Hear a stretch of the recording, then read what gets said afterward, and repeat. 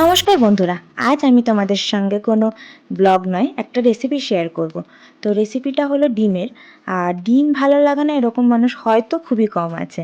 তো চলো রেসিপি শুরু করা যাক। যার জন্য প্রথমে আমি ডিমকে সেদ্ধ করে নেব।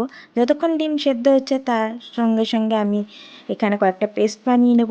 প্রথমেই আমি সাদা আর কালো দুটো সর্ষে নিয়ে একটা পেস্ট বানিয়েছি। তারপর 2 চামচ পোস্ত দিয়ে সেটার একটা পেস্ট বানিয়ে নেব। লাস্টে পেঁয়াজ, টমেটো আর অবশ্যই স্বাদ মতো লঙ্কা দিয়ে সেটারও একটা স্মুথ পেস্ট বানিয়ে নেব।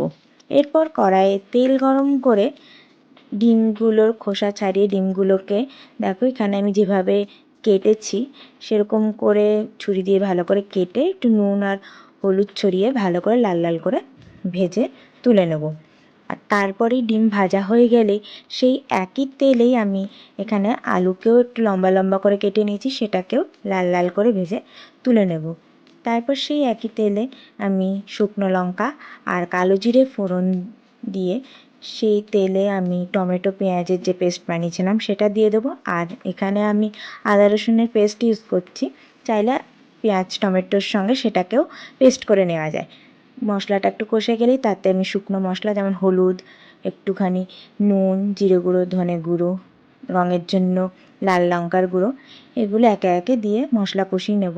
তারপর তাতেই সর্ষের যে বাটাটা ছিল সেটা দেবো আর ভাজা আলুটাও যোগ করে দেবো।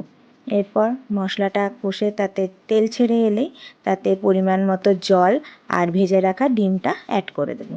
ভালো করে নাড়িয়ে চাড়িয়ে তাতে পোস্ত বাটাটাও যোগ করে দিয়ে ভালো করে মশলার সঙ্গে মিশিয়ে নেব।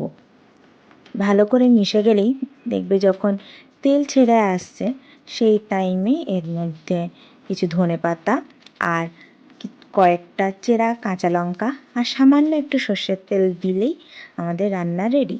এরপর চাপা দিয়ে রেখে দেবো স্ট্যান্ড বাইয়ের জন্য।